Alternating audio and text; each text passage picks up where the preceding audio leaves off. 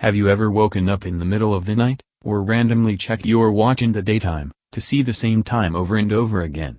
For me it's 11:17. I would say 1 out of every 3 times I check my watch it's 11:17. You may have another one, like 3:33, or 12:50. If you don't have one, count your blessings and stop reading. If you do have a time that you can't seem to shake, follow these instructions. Find the place where you were born. The more specific the better. The exact room if you can, but sometimes what you're looking for can wander around a bit. Search the room and the surrounding area thoroughly. You should eventually find a safe with a 4-digit keypad combination. You know which 4 digits to enter. Use a 0 first if your hour is below 10, inside you should find a manila envelope.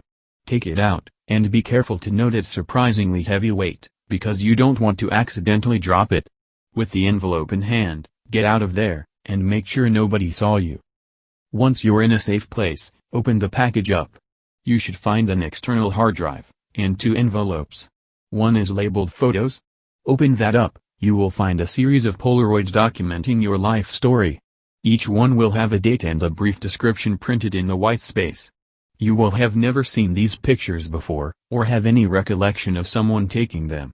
The pictures will often appear to have been taken from secluded areas, as though a stalker took them. Be very careful when looking through these photos that you don't look at any photos beyond today's date, because they are there, and the future is not meant to be known. The other envelope is labeled Certificates, and is nowhere near as thick as the photos envelope. I would advise against looking through this altogether, as it will contain all legal documents from your entire life, from your birth certificate, to your marriage license, to every driver's license, business license, traffic ticket, and birth certificate that has your name listed under mother or father. Of utmost warning, it also contains your death certificate. Obtain a cheap computer that you won't feel too badly about parting with, and a high-quality printer that is full on toner and paper, with extras as needed to replace. Make sure the printer drivers are installed properly. Do not plug the hard drive in until you are completely ready to print out all the information you'll find on it, and most importantly, do not connect the computer to the internet. If the computer has wireless capabilities, remove them. It needs to be physically impossible for the machine to connect to the internet on its own.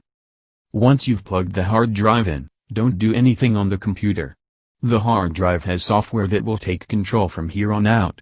If you followed the instructions precisely, the printer should be spewing out pages like mad. They will be blueprints, schematics, and mathematical formulae that most people won't have the capacity to understand. If the printer runs out of paper before it's finished, be sure to load more in. You'll know when it's finished because the computer will shut down and never turn on again, and the final printed page will say End of Instruction Set.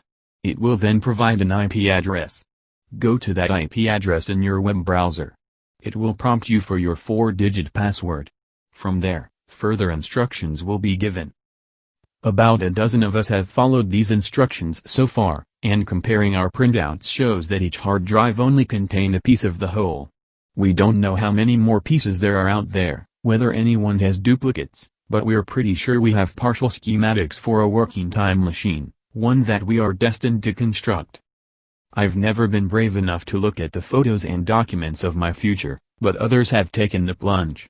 They claim that every time they look at one of their future pictures, the photo has changed, and sometimes, the number of photos changes altogether.